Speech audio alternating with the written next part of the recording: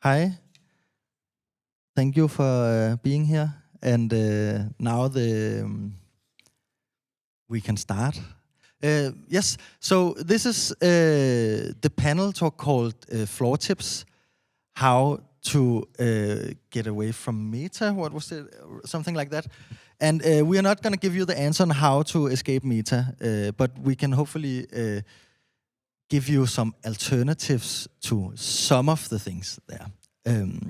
My name is Alba Greve, and I am I'm the moderator for this panel. And with me, I have three very nice people. And I think maybe you will just introduce yourself and tell a little bit about who you are and sort of what your connection to this, like why you are here. Hi, my name is Markus, and I am a software design student over at the IT University of Copenhagen, and I also DJ and help organize parties called Lytternes Dansefest. And I just showed up at a meeting called Promoters Leaving Meta and got involved in figuring out how to leave Meta. And so for this talk, I will be representing the more technical aspects of how FLOOR.TIPS is working and going to work, and what it even means to make a federated alternative. And hi, my name is Nicola. I am here because I was one of the people who initiated this process that led to FLOOR.TIPS. I've been in the music scene for years, both as a DJ and also promoting down-tempo and mid-tempo events. About 10 years ago, I was also part of starting DUK-UP.dk, which, for those of you who don't know it, is like a calendar for radical left events that started in Copenhagen and now also exist in different cities around Denmark. And hello, my name is Frederik. I'm a DJ and producer and a part of the party collective called Group Therapy. And we've been doing parties for quite a while in Copenhagen, mostly in Copenhagen. I love parties, and I'm also up to here in social media. So I think that's my reason for being here. And also, we've made some attempts on different.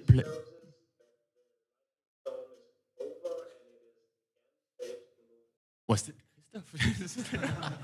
Yeah. So yes, and I think I will be. I've been asked to join this on behalf of having like a promoter's perspective on the joys and frustrations of having to do something that is so much about presence, and then also having to have an online presence. So now you heard the name FLOOR.TIPS, and you might be wondering what is FLOOR.TIPS. So just to give a little resume on why, like what this panel is about is, as you probably all have been experiencing, there's been a big push to get away from Meta's platforms, especially after they started censoring a lot of leftist stuff and and in this, this panel is here because a lot of party promotion is it's almost all happening on Meta, and so we're not gonna talk about in general how to get away from Meta, but more give an alternative to sort of to promotion and where we can find our culture and where we can find each other. But I think we should get into what FLOOR.TIPS is. And Nicola, maybe you want to just explain to everyone here what FLOOR.TIPS is. So I guess the punchline would be that FLOOR.TIPS is a Copenhagen-based cooperative nightlife calendar, which is integrated with the Fediverse. You can say that as you were saying, Alba, as promoters, there's been considerations, especially in the last half year, about how to minimize our presence on Meta. And we came up with the realization that, for example, some of my friends keep their presence on Facebook, for example, because they would not be able to follow where the next party is. And so all of a sudden, we also felt responsibility as like saying, okay, like I don't like this game, but I'm part of it right now because this is the way I can reach my audience. But also, it seems absurd that I'm part of keeping people that are ready to leave Meta. I'm part of keeping them into this universe. And so we decided to get together, and we had this like first meeting called Promoters Leaving Meta, which is also where Marcus showed up. And we decided to try and figure out, okay, what can we do to, not quit Meta today, as probably the tagline of the event says, but more like what can we do to create alternatives that can move us away one little step at a time, and how can we do it in a way in which we help each other doing so instead of each one of us having to go through the same struggle from the first step. And if you know DookUp.dk, as I mentioned before, like FLOOR.TIPS, I mean, the name FLOOR.TIPS is actually the URL. So like if you go into your browser and type FLOOR.TIPS, you land on this page. And for the normal user, it's a site. You just type in your browser, you land on a page that looks like a chronological calendar, and you can see what's happening. And all the events that have been put there have been put there by the community. So. Yeah, and if you want to actually see it, you can take out your phone now and type FLOOR.TIPS into your phones. Maybe it's going to give a bit more better idea of what you are talking about. And so for that's like a, let's say for the normal general user. Then we have this thing which is the meeting we had in the first meeting in February or March came also out of a series of meetings that was about leaving Meta and about this new wave of federated social media.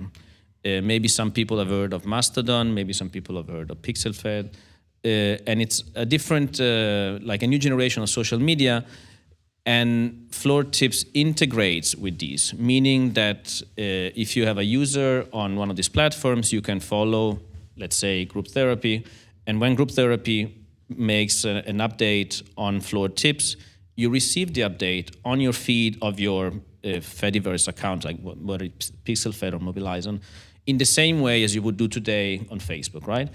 And we thought that it had like a very big value of like creating this the same pattern. Like we use social media in a way right now in which we are served a ton of shit usually, and then every now and then there is something interesting and pops up, and the idea is that we can repeat the pattern in which the interesting things actually are the ones that are predominant.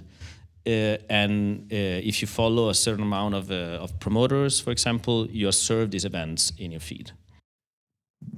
Thank you. And now you said a lot of words: Fediverse, Mastodon, federated internet, and I'm like, is there someone here who does not know what that is? Yeah. So I think we need a description of that, and maybe Marcus, you can give a good, like, precise description of yeah. I'll attempt. Yes. I think a way of describing the idea of what a federated internet or social media would be is that like social media allows us to do a lot of really nice things, like connect with each other and find other people, because everybody has profiles, everybody has content they can share, and they have the same, like they fit together, so you can put it in a feed. Like I have a post and you can send the post out to all of your followers. Now the way that we started out doing social media is by making it like a bunch of companies. So Facebook is one company that is a social media. And inside of Facebook, everything works really well, at least in the beginning. Or it's really smooth to communicate between users. But then between these different silos or different companies, different social medias, you can't really communicate at all. And this creates like this incentive structure of competition. And I think that's the central issue we see the fruits of now, where eventually a few companies grow extremely large and control the entire space. And that's because if you want to create an alternative, or if you want to create something specific for a specific community, then you are in competition with the bigger service like Facebook, and you will lose that fight every time because everybody's on Facebook and nobody's on your side. So the federated approach is what like people are coming up with now. That is very simply that everybody can create their own alternative, small alternative, but we agree on how we share the information between these platforms.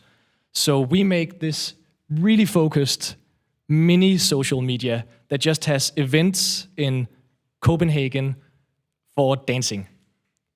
But then when people join our site or use our site, they are completely free to use any other site that also is federated in the same way we are. And so we are not in competition with all the other platforms. Currently, there are platforms called Mastodon, which is like Twitter, and PixelFed, which is like Instagram. And there are many different servers and many different really small organizations that make these social media.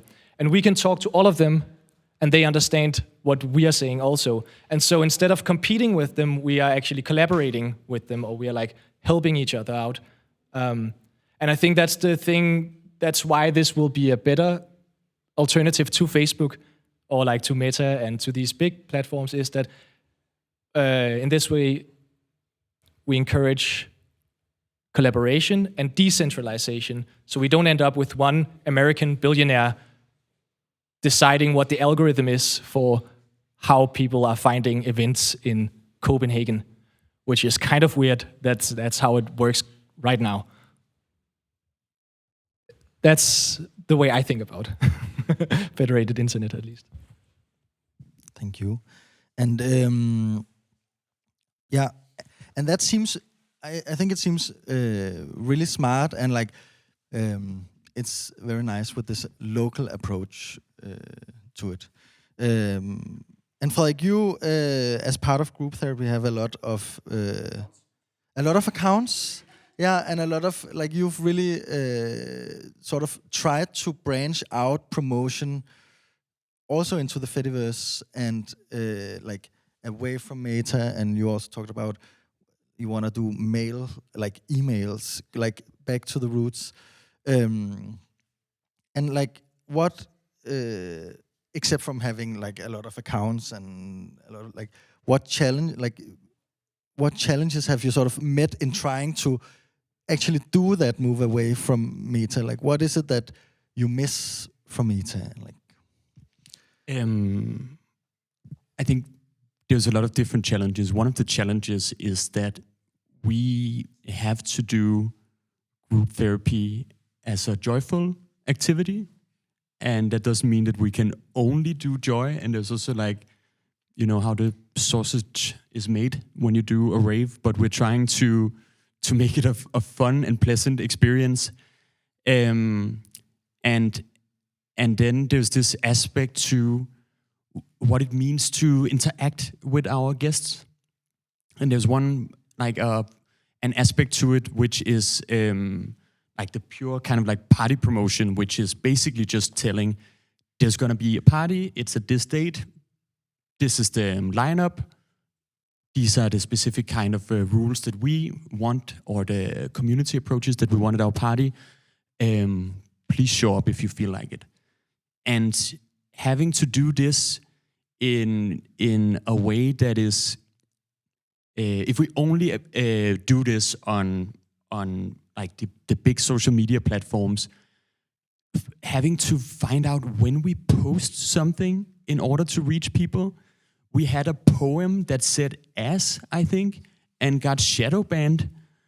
And this kind of disconnection where it's not about reaching people with, like, we also have to like break out of this structured algorithm. And just right now, if people want to follow group therapy, we are on Facebook, Instagram, Telegram, Mastodon, Pixelfed, email, and Blue Sky.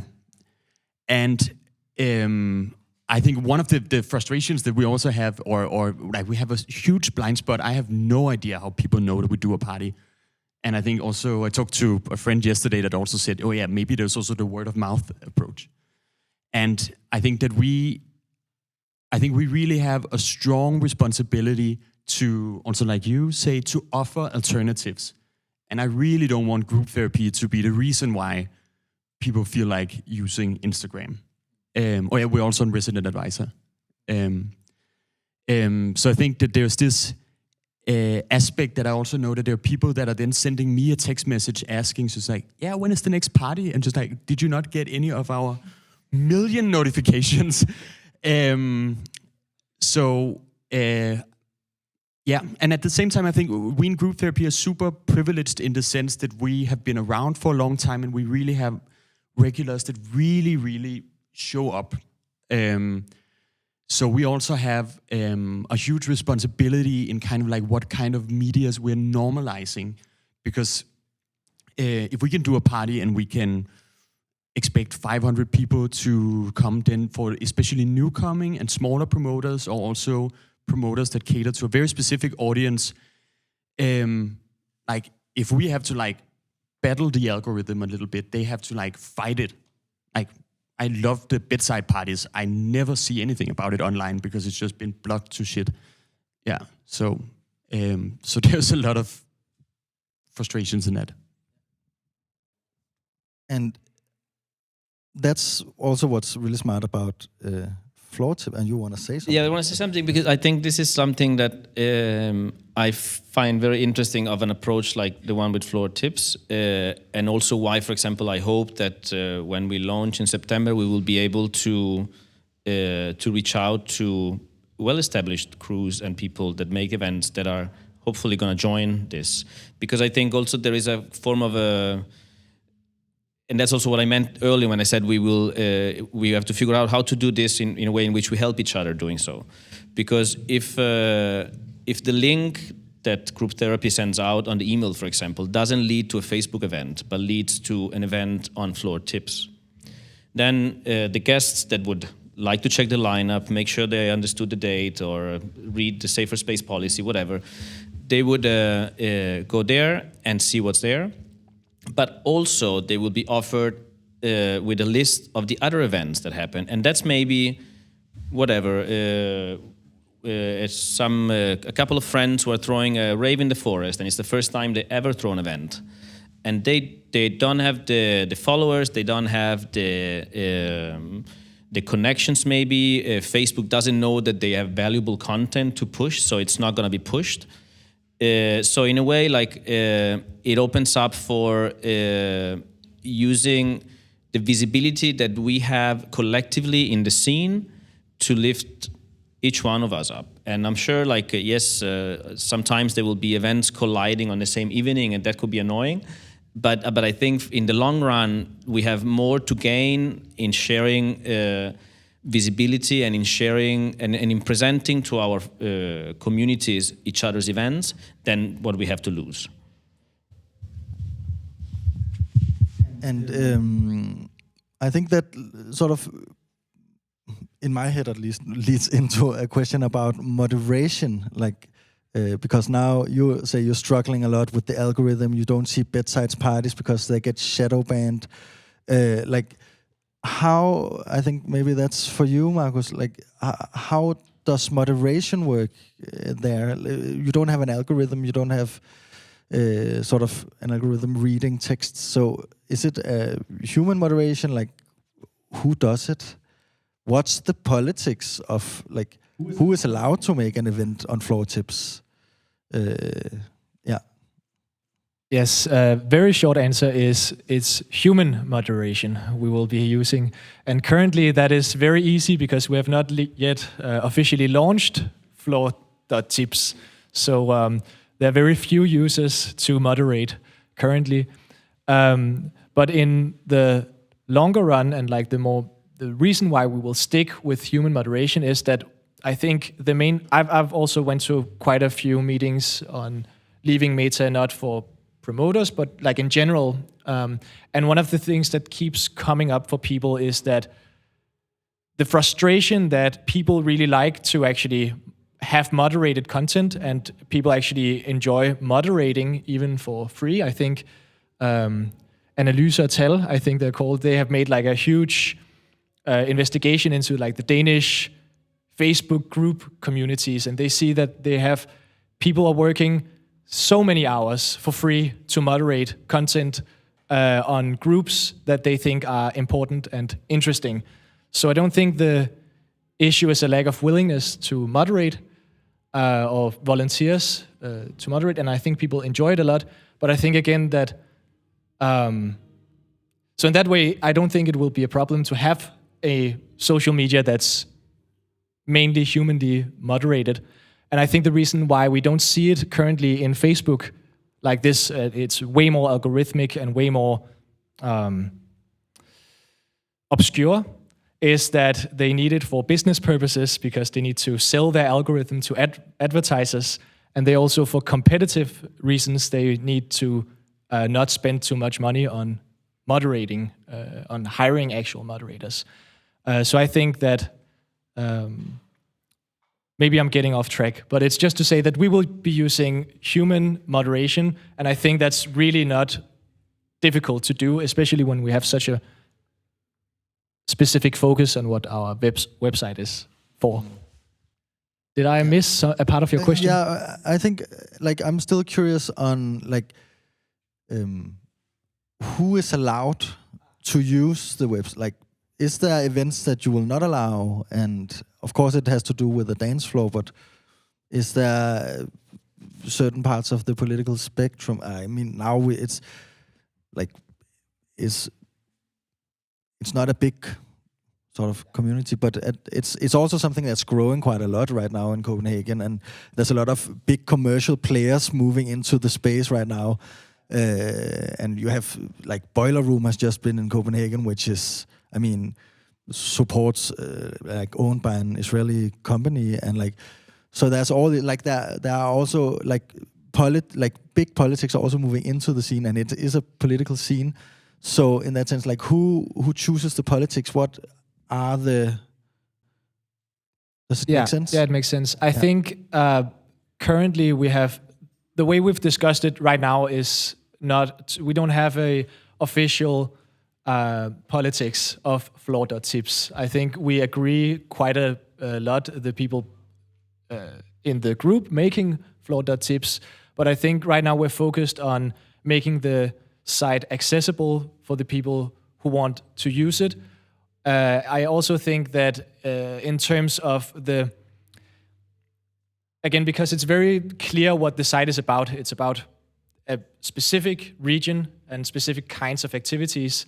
So there will not be a flood of content that can like drown out what we want to see. I think in general that's why you would have an exclusionary politics of the platform, is that we don't want to get flooded by something that excludes something else. But I think the natural limitation that you have to actually make a physical event to have it show up as content here, I think that will go a long way for us to not need nearly as like a strict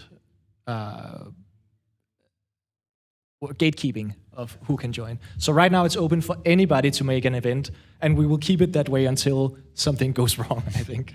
And then we will take it from a case-by-case basis and figure out if we need a policy.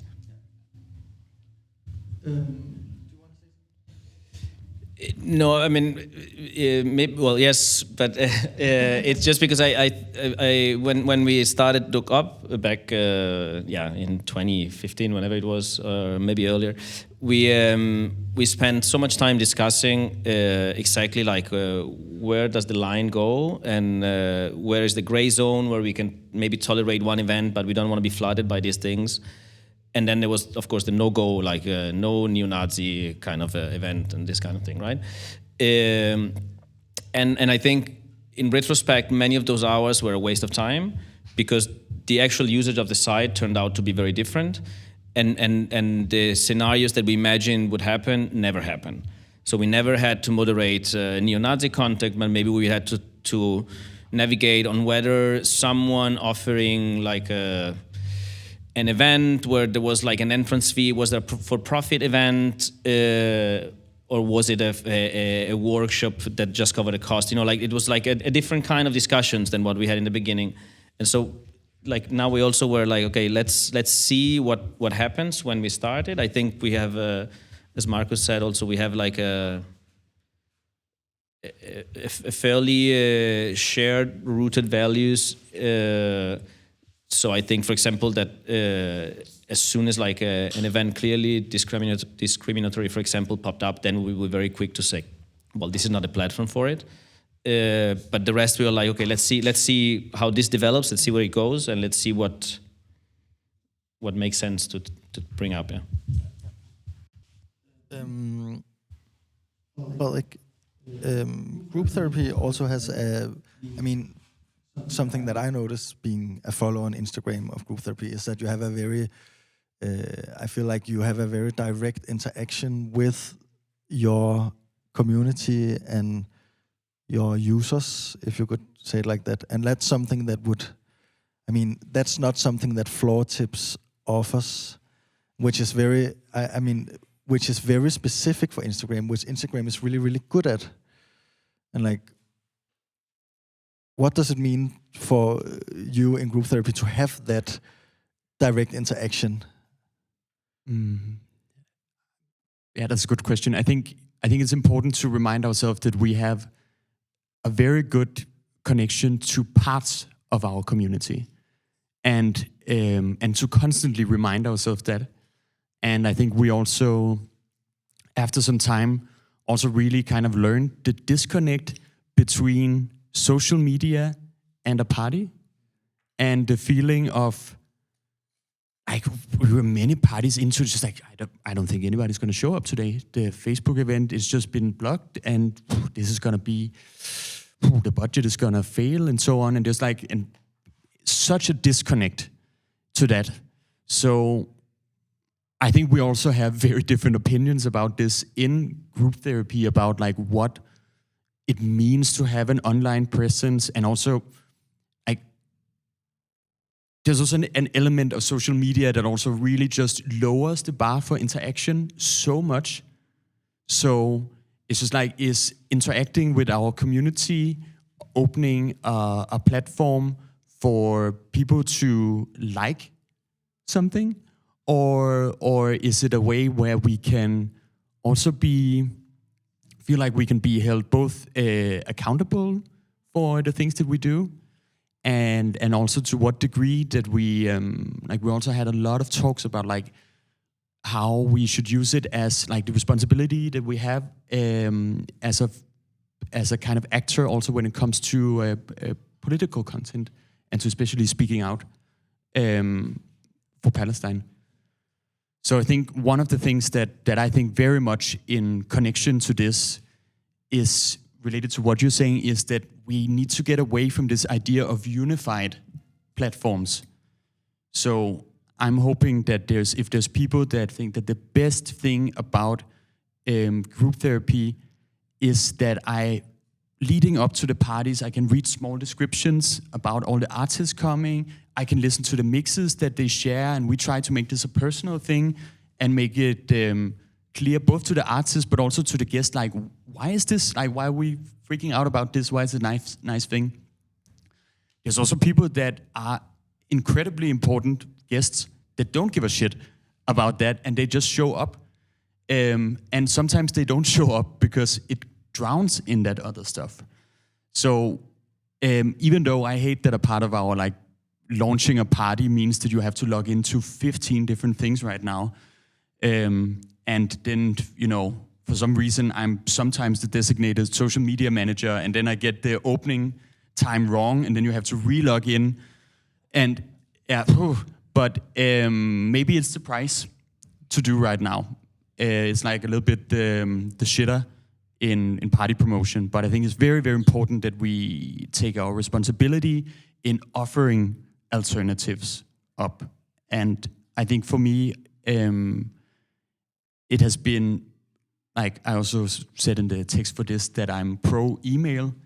And this has been such a fun thing for me to, also with music in general, to feel like, okay, it's a tiny amount that are then into this email, but are maybe interacting with it in a different way, and maybe really actively decided, yeah, I'm gonna open this now, I'm gonna open it later, rather than just like being in this like stream of shit.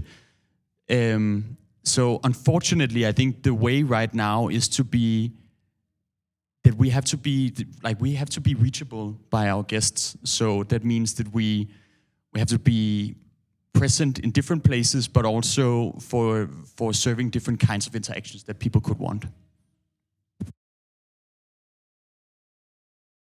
Okay, I see the time now. I think we should just spend a little bit time to sort of move our focus out here, and hopefully there are some here who has some questions or thoughts, or also wish, like you are also hopefully gonna be the users of this of FLOOR.TIPS. So like, what ideas do you have? Like, is there something you think, oh, this would be really nice to have? But you have a question.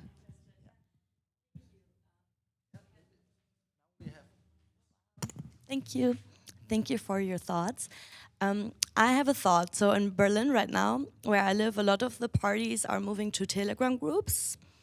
And I felt like in the beginning, I thought that was a great idea. But I'm also thinking in terms of accessibility. Some of the things that you were saying struck me very similar to Telegram in the way that I think for keeping a community, it works really well. But I also am a bit worried about bias creeping in, class bias, or people who are maybe not as acquainted yet in the scene, or who are shy, who are maybe haven't come out yet, who are queer, whatever. I'm worried that if things move to these more closed communities or like platforms, that it will become less accessible, I guess, in a way, if that makes sense. And I would love to hear your thoughts on it, or maybe also ideas on how to work around that. I have some thoughts about that. I think that is a very valid concern, and I think that's also why, as you're saying, Frederik, that you have to have like 15 accounts currently. I think it's, for now, you need to add more social media rather than exchange one social media for another, if you want to avoid like completely closing yourself off. But I think that's the difference between doing a Telegram-based or like a private chat-based way forward and doing this federated way forward. Because the move in general, and that's the sense I'm getting, is that people are going on to this idea of the federated internet. And it might not be the way, like currently we're using a protocol called ActivityPub. It might not be the one that we end up all agreeing on in the end. But the reason we're talking about federated internet is that, as I said earlier, we will then be adding to each other. So right now, if we're doing FLOOR.TIPS, we are maybe closing, that's a very small community. But when other people make their other really small community, they add on to our community in our way, or in a way. And so hopefully the idea is then that we, over time, we then grow the total network of people, and we will then have a much more, actually, like after a certain threshold, you would have much better discoverability and much better, much less closed of visibility, because then you would be able to have people just create a new instance just for sharing the parties, new parties for new, like, for people who are new to the scene or somewhere, and they can freely take from our platform and send that off to somewhere else.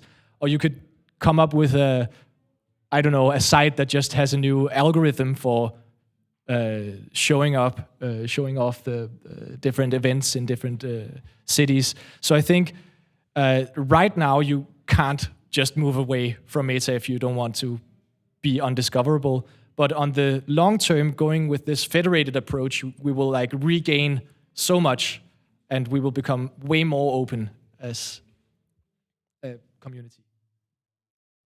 Yeah, I was also going to add to that. I think there's also the approach with, because I was also, I'm less and less excited about Telegram, also with the political ties, and having my party platform also be a platform for child pornography and snuff videos and right-wing content. And I think one of the things that even though I'm so frustrated about this, like logging into a lot of shit, one of the good things about it is that it kind of, how would you say, like, afmonterer?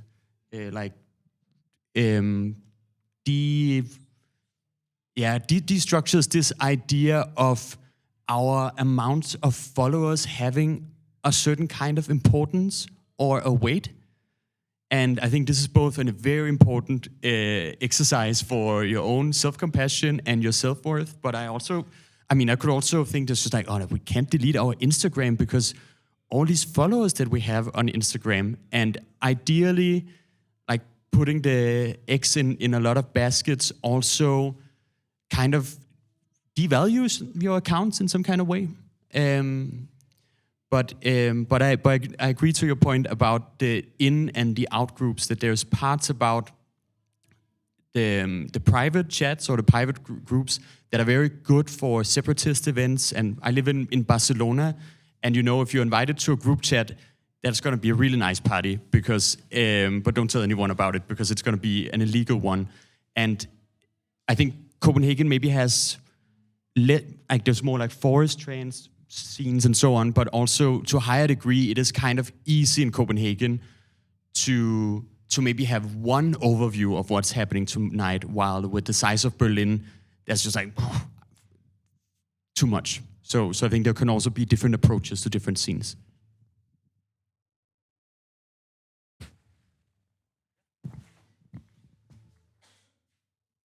Hello, and thank you guys. I'm just very curious, like as a social scientist, in regards to moderation of platforms. Yeah, thank you. As a social scientist, I'm very curious about like moderation and on platforms like Facebook, where you kind of don't want to maybe be leaning a specific way, but you also don't want to cancel out voices if that's possible. But you guys talked about having like human moderators, and I think in theory that sounds very good, but I'm curious, like as the platform grows, how do you envision the future of moderation? Will it at some point become an algorithm that will with it also bring along some problems in terms of moderation? Because I think it makes a lot of sense when the platform is within a certain size to have volunteers that can moderate and do a very good job. But as the platform keeps on growing, what do you envision? What will happen in regards to moderation? I mean, part of the answer is we haven't made a 5-year plan yet, so I cannot answer you for certain. But again, bringing on some of the experiences I had with Look Up. I think what works there is it's a human moderation, but it's also community moderation. So it's also like the idea that it's not 3 invisible people behind a screen that are gonna flag events that are whatever, homophobic or transphobic or something, but also that the community of users looking at the site is also gonna be aware that it's a collective effort to making it run and to present content that is valuable, and that then can say, hey, have you guys considered this? Because either this is entirely out of line, or this is an interesting, weird, super commercial, mega capital coming in and trying to suck the energy out of techno kind of thing, right? So it's, I think some of these discussions will come as the site hopefully grows and gets used more and more. But I think from the beginning, we should be aware that it's a few people now that have put some effort in it. But the reason why, also when asked about the punchline, I say it's a cooperative calendar. It's because it's not something that the 2 plus 10 others of us are making, but it's something that the scene has to make together. That's also why we don't make events. So it's, if I'm reading Frederik is making a party, I'm not going to copy paste the event into FLOOR.TIPS. I'd rather send a message to Frederik and say, hey, if you have the energy for it, we have this platform, and I think you should consider putting events in here because it's there are all these good reasons, right? And again, just like I think scale is just such a big part of why we are so accustomed to algorithms today, because the algorithms we're using now are just working. Like Facebook are operating with billions of users, and we're going to operate like Copenhagen has 1 million or so inhabitants, and not all of them are going to party regularly and use this site, and even fewer people, and they're all at Kune, yes. And also in terms the others, like that's the end use, and the flip side is that all of these, like TikTok, for example, is very algorithm centered, and the reason it's very algorithm centered also is because all the users are constantly making content that has to be distributed. But we're gonna have just people who have the actual intention of making a party, who are making the content. So even if we have 1 million users, which I don't think we'll have right now, or right now in the next year perhaps, but even if we get to that point, it's not even like that's 1,000 of what is on Facebook, and even that is the amount of content is just even 1,000 less because the amount of people actually making parties are so few. So I think it will be easier than we fear.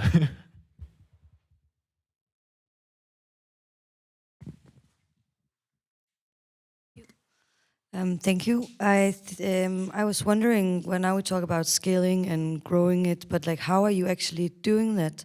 So I know that there is a specific amount of promoters in Copenhagen, but also new people are coming in. Like how are you reaching out? How are you making sure you're also getting underground parties? Are you also gonna add the forest parties as well? And yeah, so how are you like getting to them, and is there a group that's continuously reaching out to these people?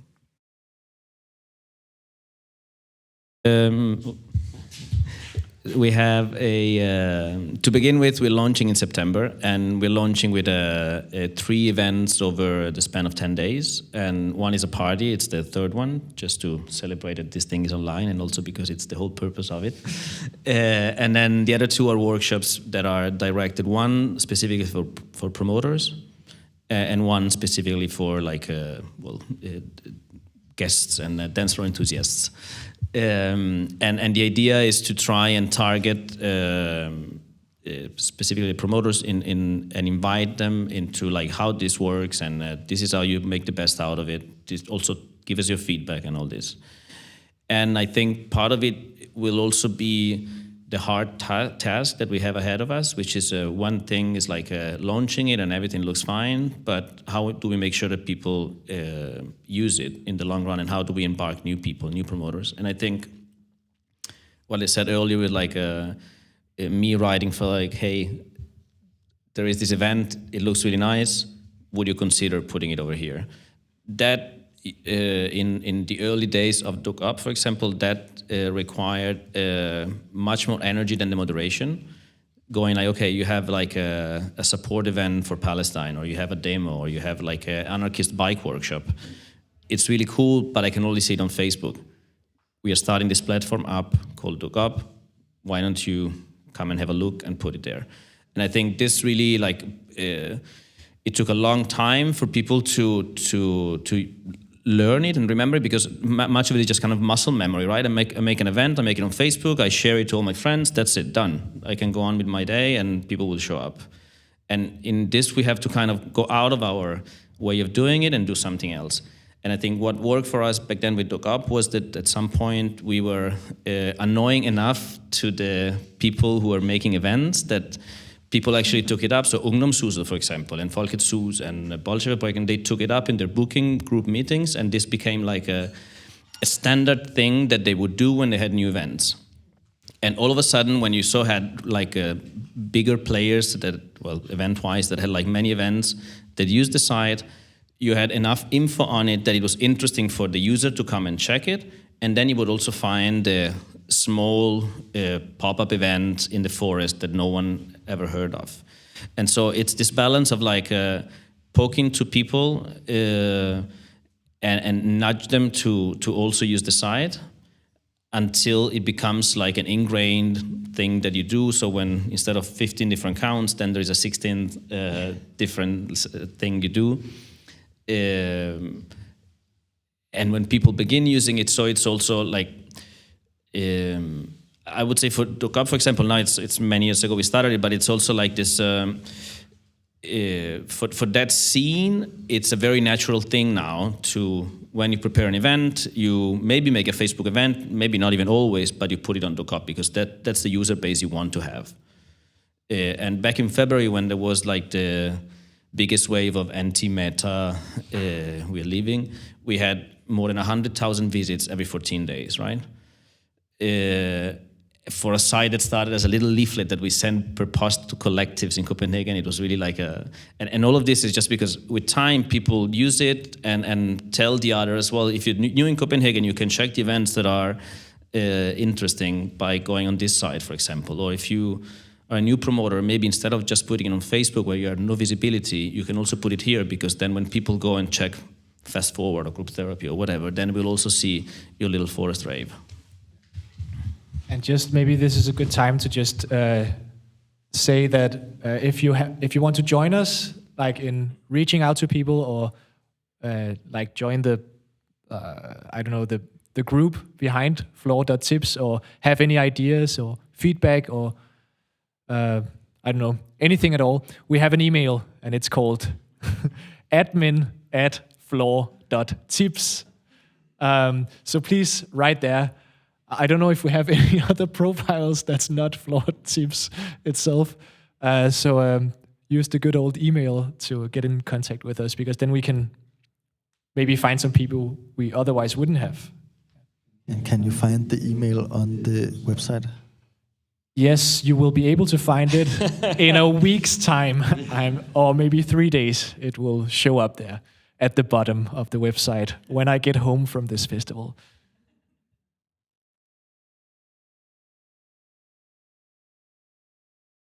We have had a dialogue when we started this, and as part of this launch event in September, I think one of the we have a long list of both promoters, or in this case organization, that we want to reach out to say, hey, we're hosting this workshop where we present this specifically for promoters. Do you want to come? Or in that specific case also we'll probably offer to come out to them and say, hey, when is your next meeting? Do you have like 20 minutes where you can come out and present this? Because it's it would be a very good place to come out and build bridges. Yeah.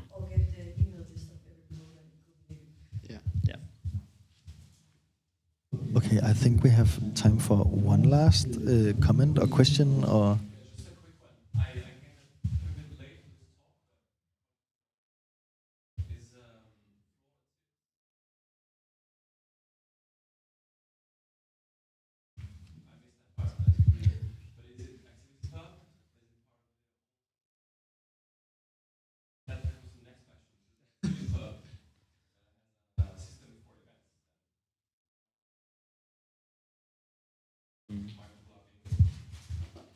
I can just, the question is a bit more like, what can ActivityPub, the protocol that we're using, what can it do events? And the answer is that it can, and but there are some buts to it, and I don't know if we're very short on time, I might not need to say anything, but this is still something in development. Like this whole idea of the federated internet is still getting worked out. So there's still, like, you can go into FLOOR.TIPS, use it. We'll be working on the UI for the next few months, and then we'll launch. And you can see it from other federated social medias already. But there are still some kinks in how they interact with each other, because it's just not very prevalent. Like the technology behind, like what we base this on is called Mobilisons, and is a French group making it. And they're doing a really great job, but they're also continuously working to make the site, like the technology behind the site, better, but also to make sure that these ActivityPub things talk properly to each other. And that's just gonna take some time to get working without any bugs, or like, because it's at the end, it's not a technical problem, it's a social problem, because it's how do sites want to talk to each other. So it's working, but not perfectly. It has events, but not perfectly always yet.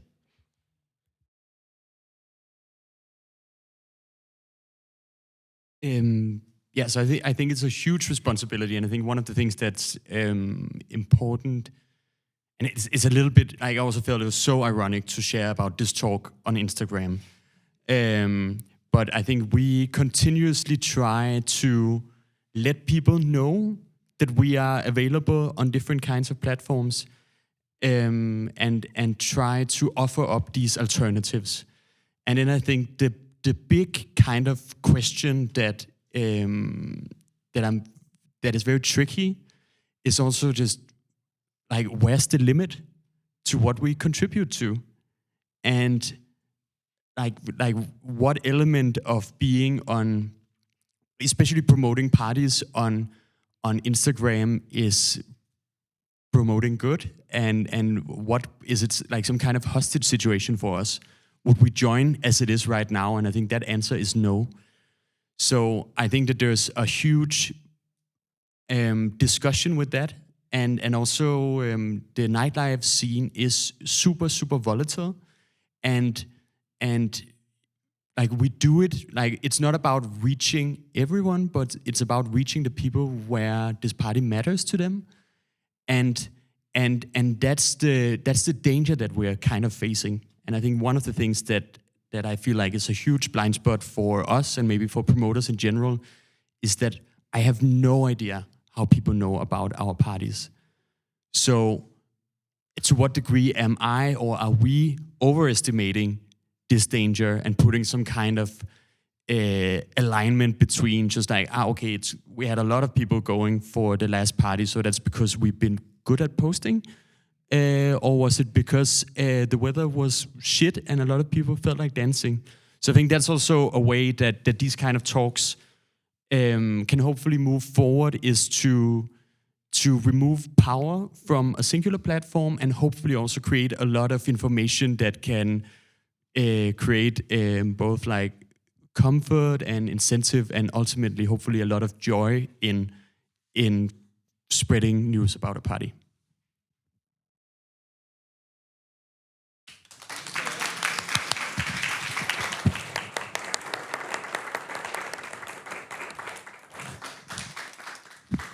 Yes, and I guess some of you will be around so if you have more questions, I guess you can ask, right? Now I'm just throwing you under the bus, but yeah, okay. And thank you come so get much. some stickers also. We have stickers. Yeah. So go to FLOOR.TIPS, save it on your phone. Remember, hopefully soon, that's where you will know what's up. Yeah. Share it with your friends who's promoting stuff.